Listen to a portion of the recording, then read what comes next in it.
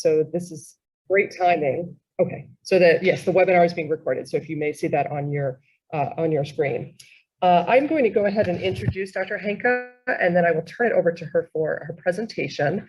After that, if you would please, if you have questions, and we would love to have questions after the presentation, if you would please type them in either the chat option or in the Q&A. I will check both of them, and then I will read them to Dr. Henke, or Dr. Henke can see them herself, and she will address them at that point.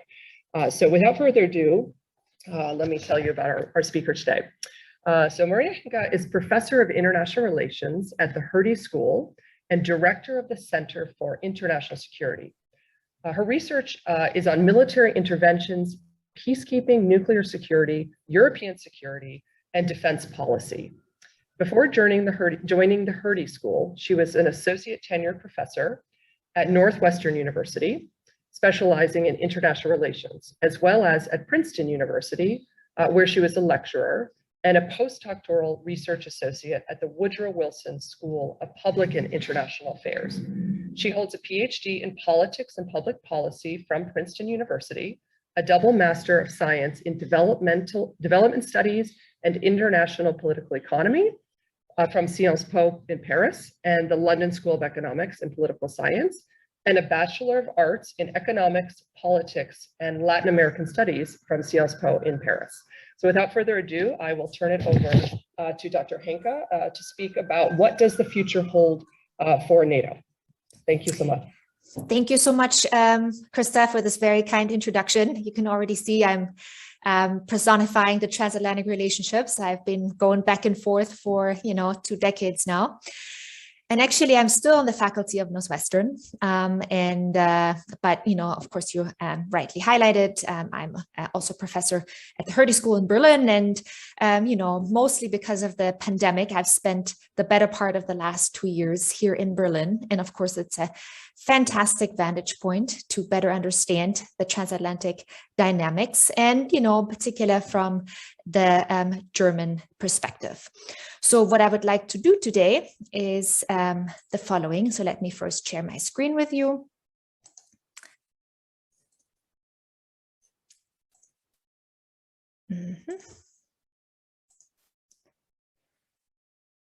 So I would like to look at the social, political, and economic forces that are shaping attitudes toward NATO in 2 critical NATO states. That's the United States and Germany.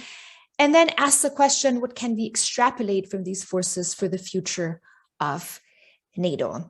So, let me just say at the get-go that, the transatlantic community right now is up in arms. The new UK, Australia, America alliance, and particularly the submarine deal, is creating a lot of waves. The French are, not very happy about it. I'm sure you heard that they recalled their ambassadors, and of course, Germany is as well trapped in all these kind of dynamics. So I'm happy to talk about this a little later on. But I think what it illustrates from the get-go is that.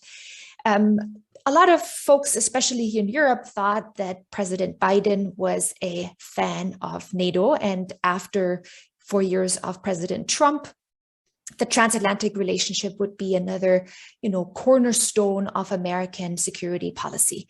But I think what we have seen now with this deal that clearly excludes NATO and, in one way or another, kind of treats a little bit unfairly a critical NATO ally, which is France, and to a certain degree as well what happened in Afghanistan. So a pretty determined American withdrawal from Afghanistan, which was in the big picture of things a NATO operation. It was the largest operation NATO had ever deployed, shows that the Biden administration is not as focused on transatlantic relations as some people thought when he first assumed power earlier this year. So, but of course, this is actually no wonder, because there are always, like a much larger set of interests and preferences and societal forces shaping foreign policy. in the United States, but as well in Germany.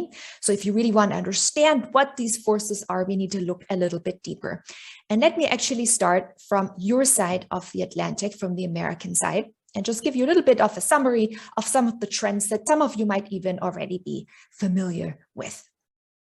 So in Washington, D.C., but in the larger security community in the United States, there are three grand strategic postures that influence foreign policy making. And, I'm using grand strategic posture here as kind of a summary term, because basically it's a set of ideas that influence larger foreign and security policies, and as well, ideologies of how the United States should interact with the world. So one of them is very much declining and no longer very popular. And this is something, that some of you might have heard. It's called neoconservatism or primacy. It was quite popular during the W. Bush administration, and influenced very heavily the Iraq intervention in 2003. But, I wouldn't say it's very much kind of powerful right now in Washington. But, I'm happy to talk about this in the Q&A. But there are two grand strategies. They are very much competing for attention and influence right now. The first one is called restraint, or some of them would call it as well retrenchment. Others would call it offshore balancing. They're all basically summarizing the same phenomenon. This one is increasing in influence. And then we have the more kind of traditional or status quo ideology, which is called liberal internationalism, or some would call it as well deep engagement and Wilsonianism. So let me just dive into those two strategic postures with a little bit greater detail. So for liberal internationalism, US power and influence and actions in the world should rely on four different pillars. That's the promotion of free trade. That's the promotion of democracy and the rule of law. And that's a promotion, or at least a support, of international institutions. And all of this under a US leadership, US guidance. And so the idea is that if you promote democracy, if you have free trade, if you have international institutions, and if the United States takes on the leadership of the creation of what is called this liberal world order, the world can be the most peaceful it can get. So there's basically an idea that if you rely US foreign policy on those four pillars, we will have, a pretty stable world order. So, a lot of people who kind of support these ideas of liberal internationalism, and I would say to a large degree that was President Obama, but as well the first Bush administration and the Clinton administration, they are in support of NATO because NATO is a critical pillar of this liberal world order. And of course, it is a critical international institution. So this liberal internationalism, however, has received a lot of criticism, and it has received a lot of criticism from other thinkers and practitioners in Washington, D.C., and as well elsewhere in think tanks and at universities in the United States. And they basically claim that the United States is inherently a very secure country. It has two militarily weak neighbors, that's Mexico and Canada, and it's protected by two massive oceans. And so actually the United States is not responsible for and cannot afford the cost of maintaining this liberal world order that I just described. Actually, some of them would even argue that the promotion of values such as democracy and human rights only serves to generate resentment. So, for example, they would point to cases such as Afghanistan and Iraq, where folks just, were not really happy with the democratic system that was established there because they had a lot of difficulty, right? So democracy creates freedom, if you want, but it can also create chaos. right? So it's very hard to choose among various parties and various leaders. And, of course, especially if you have a very strict hierarchy in countries, if you open it up then for political competition, it can create chaos. And, the idea is that actually a lot of folks, they prefer order, right? If they have to choose between freedom and order, they actually prefer order. And so this can create at times even balancing against the United States, meaning, that they're actually no longer supportive of these ideas that the United States tries to propagate. And so this is why folks that support restraint and believe in this grand strategic posture of restraint, they advocate that bring back US troops, especially from, quote unquote, irrelevant geographic areas. And you can see already here that, a lot behind the withdrawal from Afghanistan was inspired by these restraint ideas. And then it's quite interesting. They split into different camps. When you look very closely at people who support restraint, some of them, they would say, bring back US troops from these irrelevant geographical areas and then focus on building up the home front, meaning focusing on building up or bridging finally inequality and racism and other social problems that the United States has. And another group says, bring back US troops from these irrelevant geographical areas, but then regroup and invest all the military and other capabilities in the one theater that is of real importance, and that's, of course, the Pacific, that's China.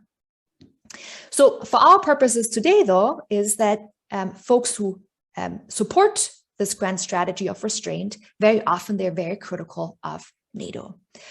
Here are two proponents of this idea of restraint. You have John Mersheimer, who's a professor at the University of Chicago, and Stephen Walt from Harvard.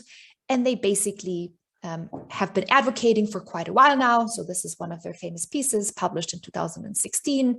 The United States should end its military presence in Europe and turn NATO over to the Europeans. And Barry Posen, another very famous professor from MIT, made a very similar claim, although already in 2014. Toward the end of the decade, for him, that was actually 2020, NATO institutions should be transitioned to Europe. And the United States should stop subsidizing and actually protecting the European continent. So one of the key reasons why these restraints advocates make these claims is because they think that Europeans are free riding, right? That Europeans prefer to spend money on social welfare and, and the environment and so forth, and don't focus on the military, and actually, try to outsource everything that is military related and security related to the United States. And for them, they perceive this as unfair. And Europe should take care of their own destiny. So I would like to analyze now a little bit what the societal forces are that push either in one way or another, meaning, what's the likelihood that in the United States, these ideas of restraint will gain even further influence, or whether actually the underlying idea of liberal internationalism might prevail.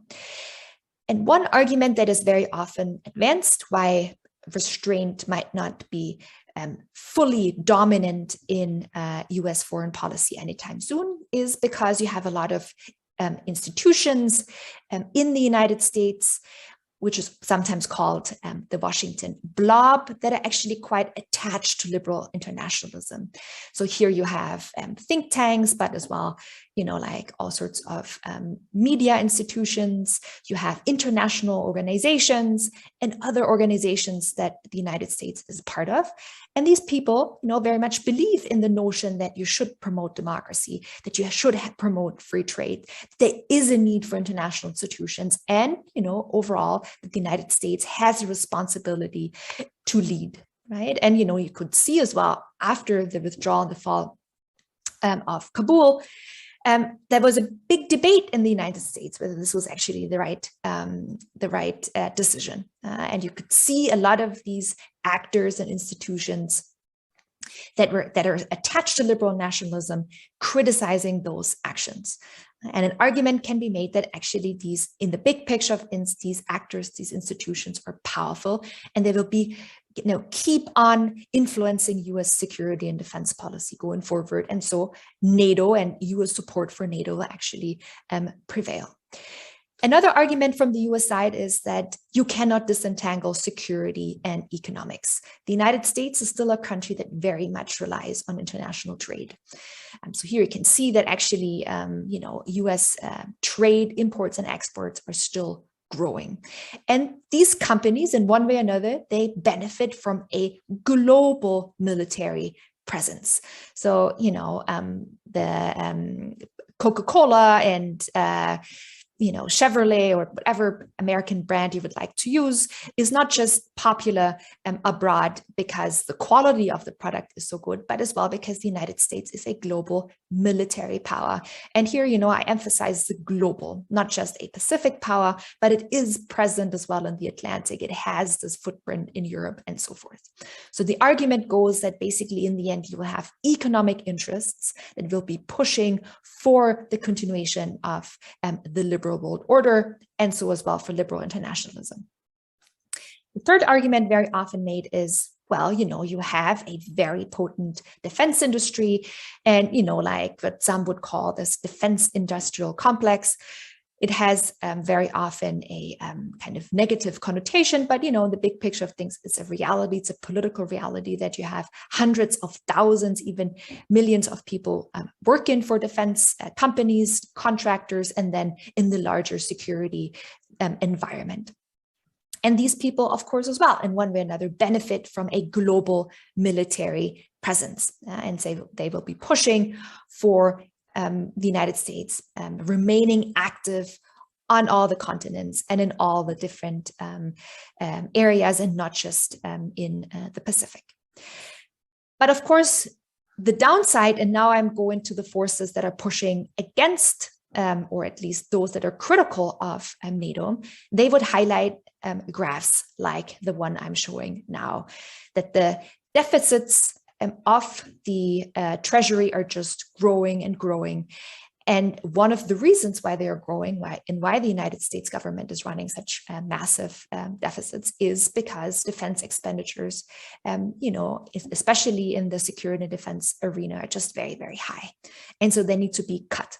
And if you can, as restraints advocate would say, if you can bring back troops from these irrelevant theaters, and for example, from Europe, and you can then shift the burden, the financial burden of defending Europe to European allies. Whether they do this then is a different question. But if at least US troops are out, US expenses are out, then, you might actually cut off some of these expenses. And here, this then, relates to the larger question, and here in particular, kind of the left spectrum of American politics would say that a lot of the money should then be spent on what really matters. Particular here, this is just a graph of the increasing social inequalities in the United States. So this is the home front. So invested in social welfare programs, in education, in infrastructure, in healthcare, and so forth. And another argument very often made in the United States that as well speaks very is very skeptical of the future of NATO is as well that demographically the United States is changing.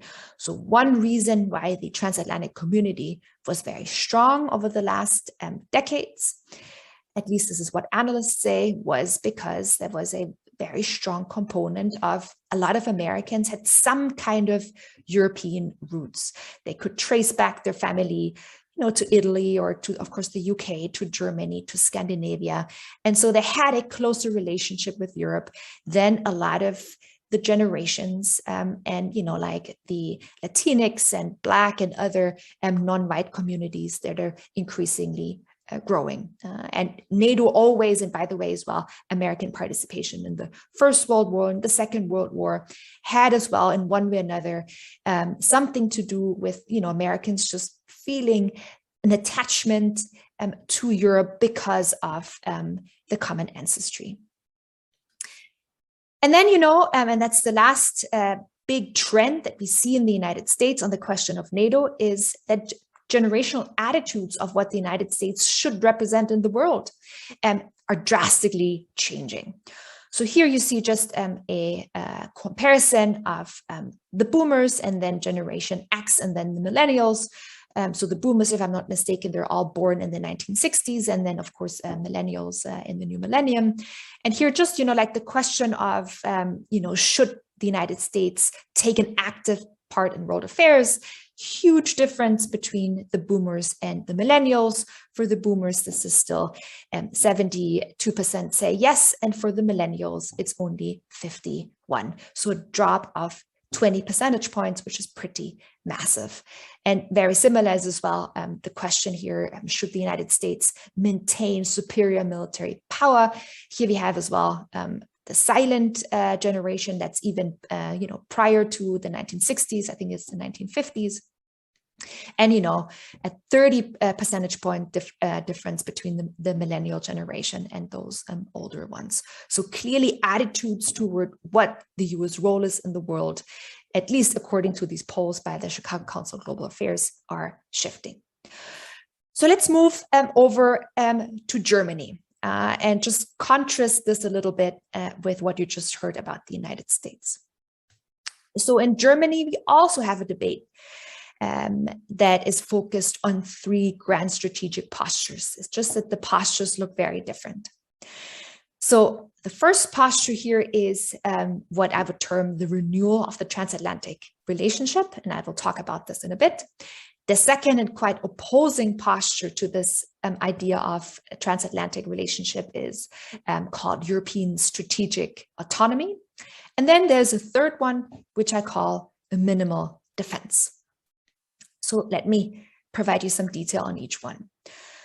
So what is the idea of the renewal of the transatlantic relationship? Well, here there is a conviction among folks that support this posture that Germany and, then as well, including Europe, needs America. So there is no way that Europe can survive without US support.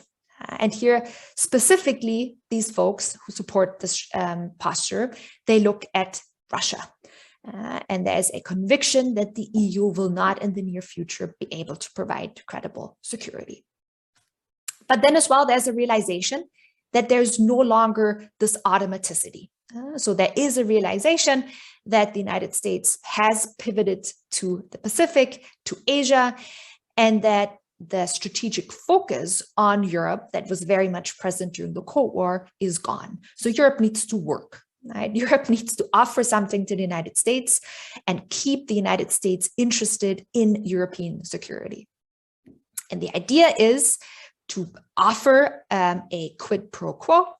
So Germany and Europe will then meet American demands and conditions to the best of their abilities. And that includes, and I mentioned before, heavy investments in the security sectors, a lot more defense spending. And as well, of course, a certain help as good as they can with America's new security priority, which is Asia, which is China. So there is a realization that, you need to lure back the United States so that they keep on helping Europe and securing Europe. So how would this then look like according to this posture? Well, vis-a-vis Russia, it would be basically a traditional NATO deterrence posture, kind of course, updating, but basically implementing a NATO posture quite similar to the Cold War. In the Asia-Pacific, a possible European involvement, right, to signal to the United States, we are with you.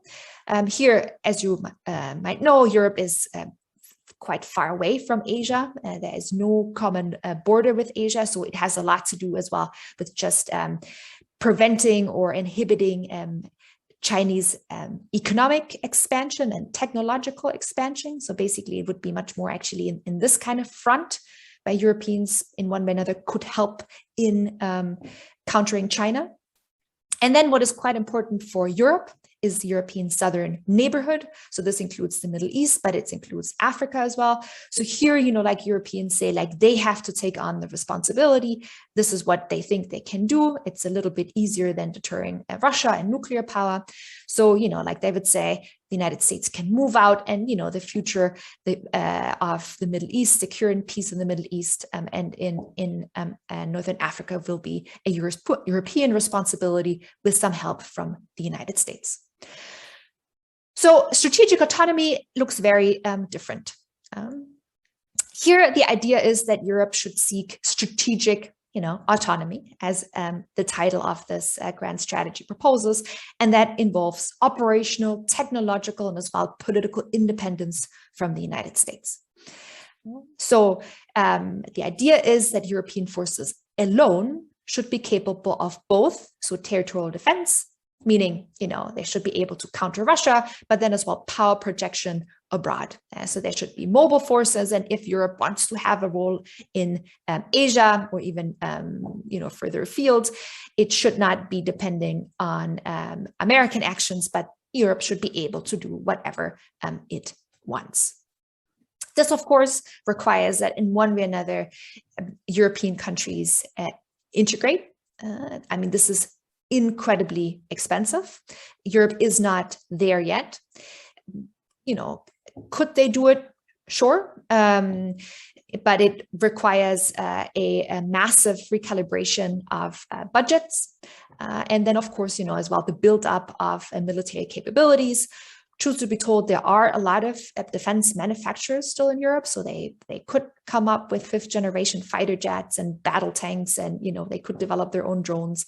But it really requires a massive shift in budgetary priorities among European countries, and it has to be in some form or another at a European level, where then you have as well about 400 million people. It cannot happen at just the German or the French level. And here, the idea is that, in one way or another, NATO will be then weakened or abandoned because, Europe no longer requires the American security umbrella. How would this look like in practice? Well, then Europe can choose independently what they would like to do with Russia. They can contain Russia. They could even try to roll back Russia, meaning, for example, what happens in Ukraine. If they wanted to, they could threaten that they would help the Ukrainian get Russian forces out of Crimea or out of the Donbass, or it could mean as well that, there's some kind of great or middle power arrangements, some kind of diplomatic arrangement.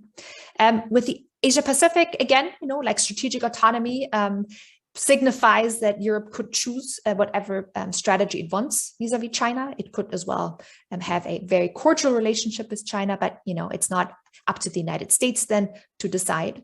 And vis-a-vis Europe's neighborhood, it's very similar. There is then some kind of independence and choice of means. Okay, then there's the last strategic posture, which is called minimal defense. And here the key principles are that basically the real assets of the European Union are not military, but they're non-military means. So civilian, or some would call it soft power. Of course, a lot of this is just in the economic realm.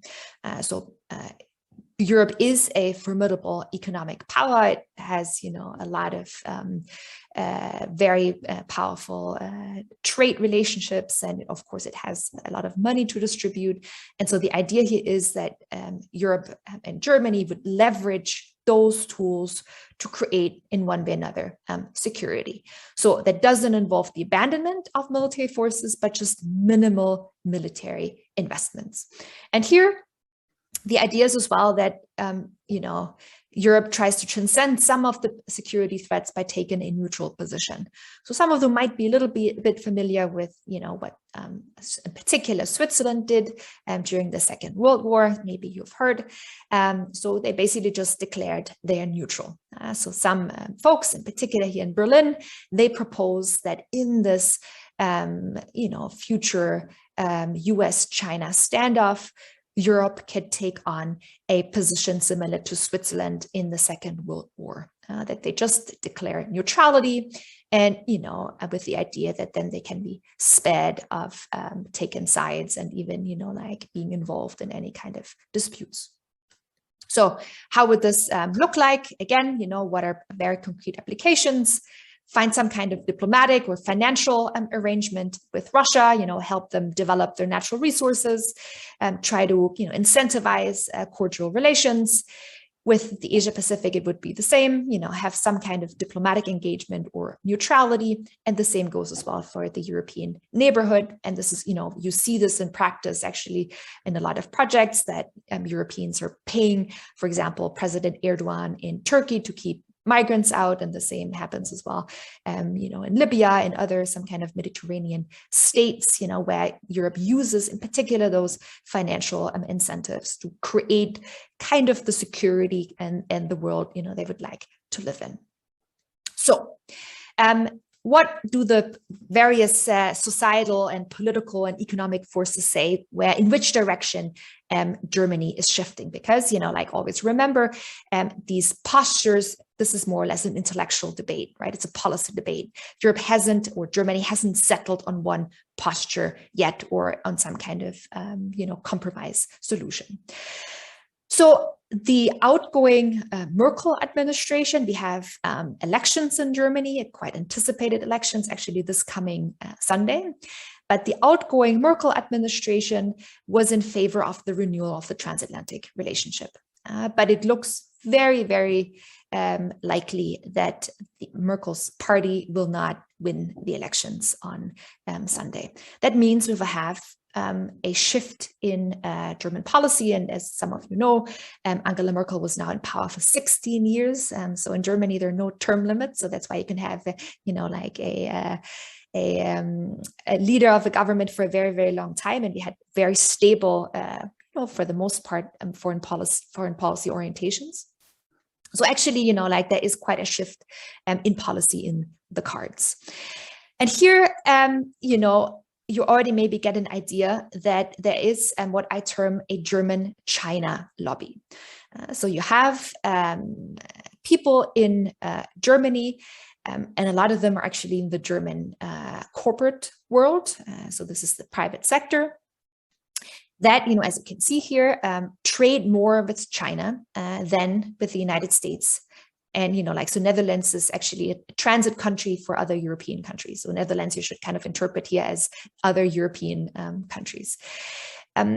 China actually is now the largest trading partner of Germany. And so a lot of big companies, some of you might know Volkswagen, the VW, 40% of Volkswagen cars are sold in China. And for these people, the quid pro quo that is basically a condition of the renewal of the transatlantic alliance, right? So that Europe will offer to the United States to be helpful in its, you know, battle, if you allow me to say, with China, would involve that Germany cut its ties and its relationships with China, and they don't want to do this. Right? They basically say the costs are too high for a renewal of the transatlantic relationship. We don't want to cut ties with China. We're benefiting too much from China, especially economically. So we have to find some kind of alternative solution. And here, you know, this is just another illustration of where the German population is. So this is now a survey, and the question was, which country matters most to Germany? And as you can see here, it's actually split quite in the middle. So 36% of Germans would say it's China. Only 37%, so 1 percentage point more, would say it's the United States. And then 13% would say that both matter equally. But, you know, like, I mean, for you, it gives you a little bit of an impression how important China has become, not just like among the economic elite, but already in the larger public. And here as well, you know, Germans have actually the impression that US-German relationships are quite bad. This is, of course, still to a large degree a result of the Trump presidency. But, what is quite interesting, you have a lot of Americans who think that relations with Germany are good, right? You see here 75% in 2019. And it's, like almost the polar opposite in Germany, where we have 64% of Germans thinking that, like this relationship is actually bad. So it's quite an interesting, research project of why, like two countries can think of the same relationship in very different ways. Well, actually, there's not only a China, quote unquote, lobby in Germany, there's also a Russian lobby. So you have quite a substantive number of people in Germany who do not view Russia as a threat, and who feel that, again, all the focus of NATO on Russia, or like the Russia tensions, are an exaggeration, and like Germany, Europe should actually maintain quite peaceful relations with Russia. And then, of course, they're not in favor of NATO either, because NATO principally has as its vocation now to contain or deter Russia. So who are, the folks in the Russia lobby? Again, to a large degree, it's economically driven. By the way, this is still data prior to the sanctions. So, Germany is implementing the sanctions, but I just want to give you an idea that there's a lot of lobbying going on as well in certain quarters in Germany to remove the sanctions. And you have very big companies, famous companies that maybe you have heard of as well, like Siemens and Henke, and again, Volkswagen and so forth, who made a lot of money in Russia and who would like to have, like these economic opportunities back. There's actually quite a substantive German-Russian population as well that migrated to Germany only after the end of the Cold War. So that's fairly recently. So the estimation is that it's about 3 million, if you call as well, like if you count dependents. And interestingly, one would think, well, they left Russia and now they live in Germany. So, like, shouldn't they be anti-Russia and, pro-West? Interestingly, no. Because a lot of them had some difficulty integrating in the German society. So the integration process hasn't been as successful. And so they still feel that they are just at the outer limits of German society. They don't have good jobs and feel that they're actually living on quite precarious ways. And so they have these, ideas. A lot of them are very pro-Russian and still speak Russian at home and listen to or like read Russian news sources and so are quite pro Putin. So it's quite a phenomenon that this population has not really integrated and has not bought into these like kind of liberal ideas of Germany, but are still attached to a lot of the memories that from their home country initially. And here, I think this is a very interesting statistic as well, because it basically shows that 60% of Germans, which it's quite extraordinary, says, they oppose the question of whether NATO should defend its allies against Russia, right? Which is, of course, the quintessential purpose of NATO. So here the US is way more willing to defend NATO allies than actually Germany is. And, we can, of course, discuss a little bit more why this is the case. So let me just talk briefly about, what these people then want if they're so critical of NATO. Well, there is an inclination to say Europe should become independent. So there is an inclination to support strategic autonomy, as you can see here in Germany. And of course, this is in stark contrast to, of course, France, but then as well the UK left the EU, but as well a range of other European countries. In Germany, the EU is still quite popular, so nobody's seriously thinking of leaving the EU here. As you can see, 74% think that the EU is a good thing, and there's still quite some kind of enthusiasm. So there is an idea of, like we could have some kind of security cooperation, reinforced cooperation, strategic autonomy at the EU level. But at the same time, you should never forget that you have a very, very strong anti-militaristic, pro-peace and movement in Germany. It was born in the 1980s. It, of course, has a much longer history. That's the response to the Third Reich, to militarism in Germany. And so, the idea of massively increasing defense spending and shifting budgetary priorities from social welfare to defense is something, frankly, that is in the current atmosphere not possible. So the new coalition that will form after the elections on Sunday is most likely one that will be center left, and they are much more attached to these ideas of anti-militarism as the current government. So the idea that there will be a real strategic autonomy is basically an impossibility in the near future. So what is then more likely some kind of form of this minimal defense option. But of course, as you can imagine, it's quite a gamble whether you can protect Europe without significant military means. And this is, again, just some statistics. So, like in comparison, US, Germany, the question is military force sometimes necessary? In the United States, 78% would agree. And, it's about half of that in Germany. It's just like to show you once again, that a lot of Germans are just very critical of military force. Okay, so let me conclude here, and I'm really looking forward to the discussion and your question. I think in the United States, liberal internationalism is losing steam. It doesn't mean that it has died, but it's losing steam. But probably as well, no news to you. The US will focus in the foreseeable future on the domestic front and then on China. In Germany, probably what we will see is some kind of muddling through. So we will have these actors that are still attached to the transatlantic relationship, no doubt.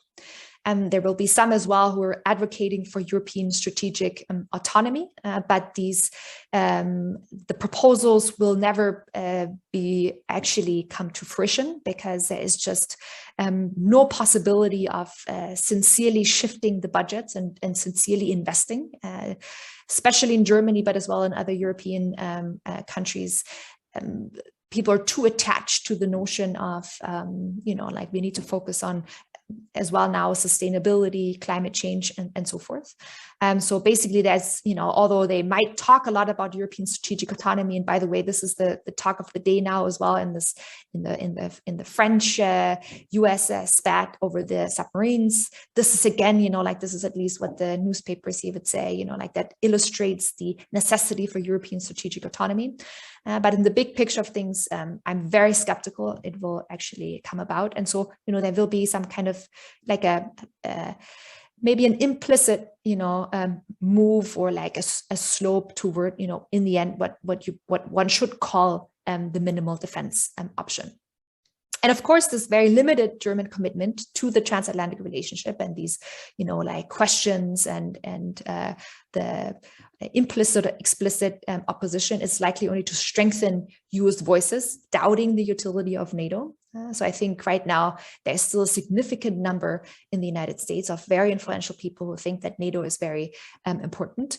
But of course, if you don't see Germany and other European countries really committing, and I think Germany plays a critical role as the largest country on the European continent, then, no wonder that these voices will slowly fade out.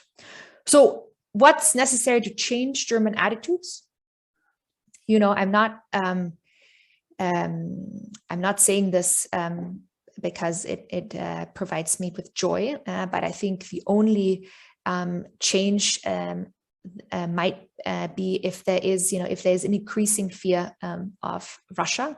And this is where, Germany is still a little bit on the fence. So you have this pro-Russian lobby, but there is a recognition that what happens with Navalny, what happened in Crimea, the military buildup in Russia, that this is, it's not good news. So China is not perceived as a security threat in Germany. And I think it has a lot to do as well with just the geographical distance. But when it comes to Russia, there's often more of a question mark. And then, one could imagine some kind of, trajectory that the fear of Russia is slowly growing, then the recognition that Europe cannot defend itself, and that these financial incentives and so forth are, only partially useful. And then, this idea, well, maybe we do need the United States, and then probably the United States will make demands, and these demands most likely will concern China and Euro-Chinese relations.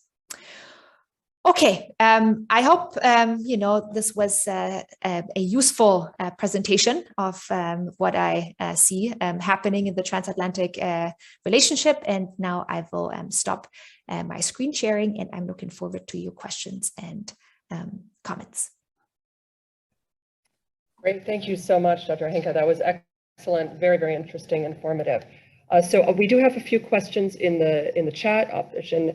I should mention that we are going live here from the University of Tennessee at the Baker Center for Public Policy from an international relations course. So we will likely have questions here. We're talking about mearsheimer and power politics right now in this class. So we'll also have some questions. So to the rest of you on Zoom and Zoom land, I will we'll mute for a second to get a question from the students and then read it to Dr. Henke. So just bear with us as we work through that too. So we'll go ahead and start with the online questions first. And the first one is about, of course, the news of this Australia-UK-US deal. Is the pivot to Asia being perceived more as an Anglo initiative rather than a European and US partnership? And does it undermine NATO's role?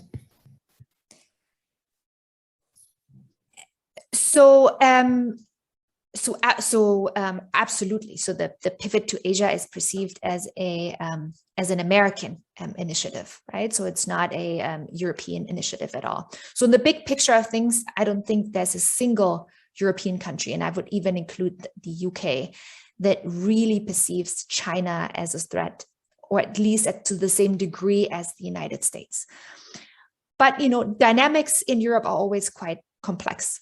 So the UK feels very alone right now. It was involved for over 2 years in pretty harsh negotiations with Europe. And the truth is, Europe is much stronger. The UK needs the European market much more than Europe, the UK market. So the outcome of the negotiations of Brexit were actually to the benefit of Europe and not to the UK. And now the UK is urgently looking for new friends.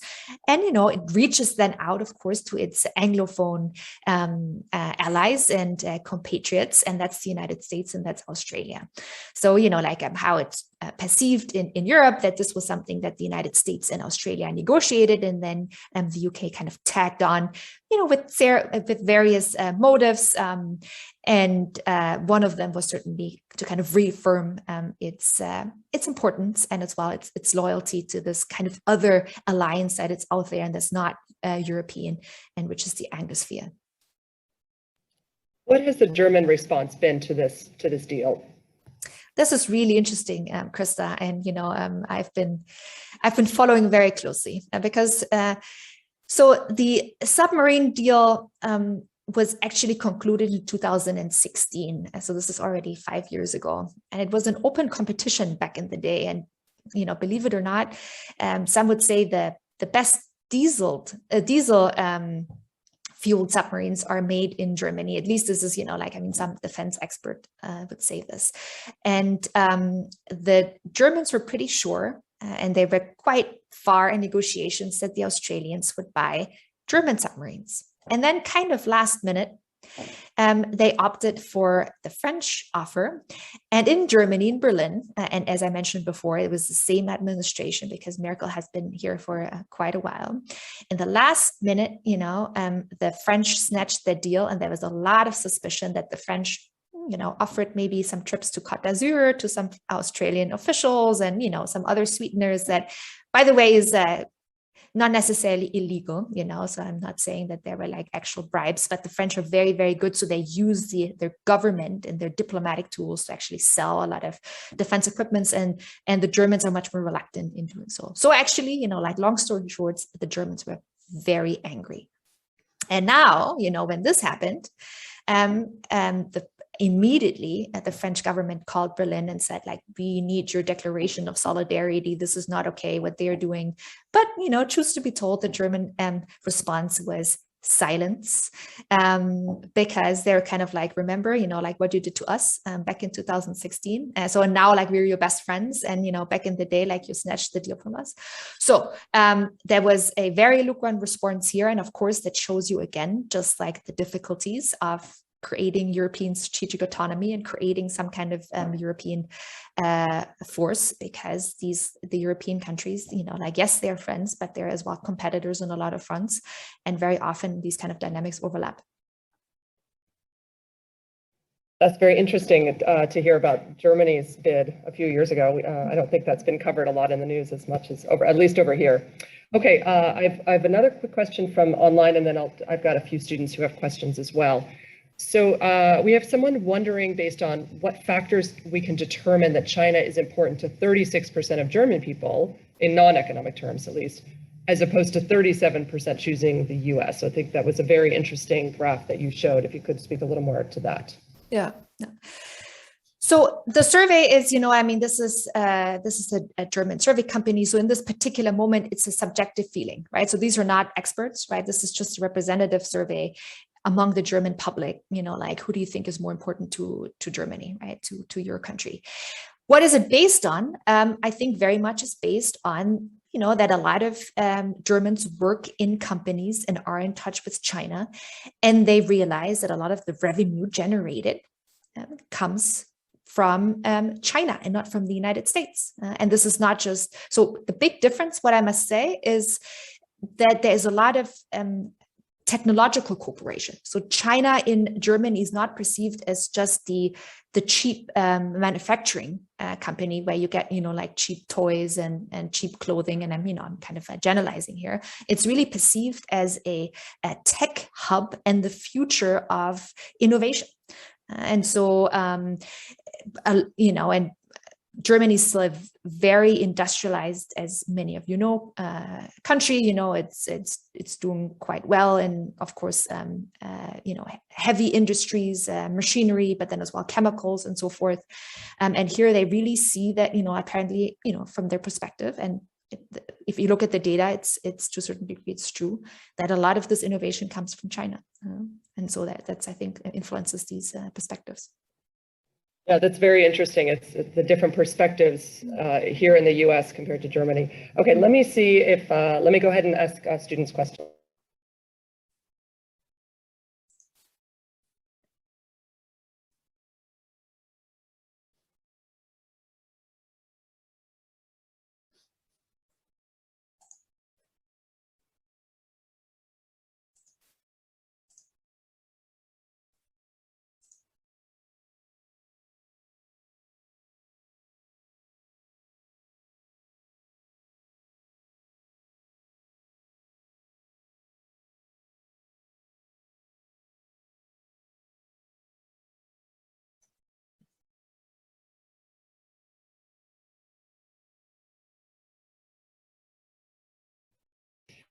Okay, so the question is about the overall European, probably more NATO, maybe talking about NATO, response to this recent deal with the UK and Australia and the US, but also with the fact that the US is still the major power in the world and China is a rising power.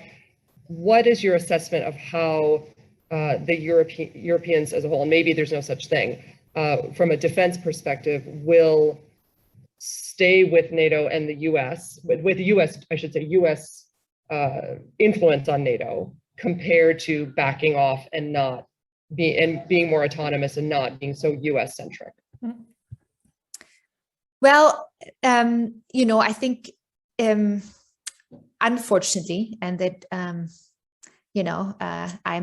very much somebody who believes in the necessity of the transatlantic alliance for various reasons, but my prediction is that NATO will weaken, but it will be a very slow process. So it will not be, like a dagger, like in the back of NATO, and then it will just get dissolved.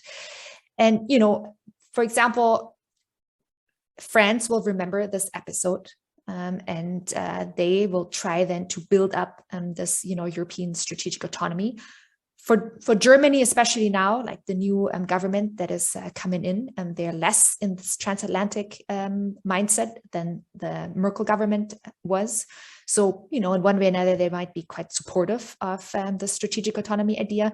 But, and you should never forget, to really have strategic autonomy, it would require a massive military investment, massive. And I don't see any political will nor public support for these investments because, and that's related, there is no threat perception, no real threat perception, not at all from China, a little bit from Russia. But if Russia plays this well, right, and basically keeps more or less Europe safe, there will not be a push. So the only reason, why I couldn't imagine that there might be some kind of change is if, Russia will turn more aggressive, right? But if it will infringe in like some kind of hybrid way or something else in the Baltics or in, like some kind of other country that really hits home, and then I could see some kind of political will building up. But under the current circumstances, if things just like stay as they are, I really don't see the political will or the public support for any kind of major military buildup. So basically what will happen, I think slowly the United States will lose interest in Europe because they're just not, picking up the slack. They're trying to free ride. Strategic autonomy will not offset this trend. So Europe will be in this kind of minimal defense environment. And it's a very risky bet. Right. I mean, some would say, being a Switzerland is good, but never forget Switzerland is a tiny country, right? Europe is quite large. But this is the prediction that I'm making. And also, we noticed someone pointed out that the younger generation in the U.S. is less supportive of NATO. Is that also true in Germany and other places towards views of NATO? So interestingly, actually, the younger generation here in Germany, and so I'm not speaking now Europe-wide because I haven't seen any statistics, but the younger generation, so this is like the 18 to 25-year-old, they're actually the most pro-American, but I'm not saying necessarily that they're pro-NATO, right? Because very often there's a juxtaposition. They're extremely focused on sustainability. So, like these Friday for Future marches. So the top security threat, like to their well-being perceived in Germany is the environment. That's like the number one topic here as well in the election campaign. And believe it or not, like it's what everybody talks about. It's climate change. And this is why they're debating. And, we have as well these presidential TV debates, like this is all they talk about. So, good, quite a change to the United States, of course. So since they perceive climate change as so much more important than these security threats, they're not so focused on a military alliance, right? But they do realize that they need to bring the United States and, of course, other countries as well on board to fight climate change. So to a certain degree, they see the necessity of great power cooperation, but not necessarily in the military realm. All right, great, thank you. Dr. Henke, do you have a few minutes to stay on after? Okay, absolutely. So we're just going to wrap up the session here, and if you could hang on to speak to my students a little bit, because I think we have some more questions here. But I'd like to thank you so much for speaking to the Baker Center for Public Policy, the Global Security Program here at the University of Tennessee. And we hope you can come in person another time. I know you've been here once before, so we're very happy to have you speak today. So thank you so much. I wish we could give you a round of applause, but thank you so much. So we'll be finishing. And yes, somebody's asking if the recording will be accessible. Yes, if you go to the Baker Center website, I think it's bakercenter.utk.edu, the recording will be available. So thank you so much, all of you. I hope Thanks you have for having me. Good afternoon. Thank you.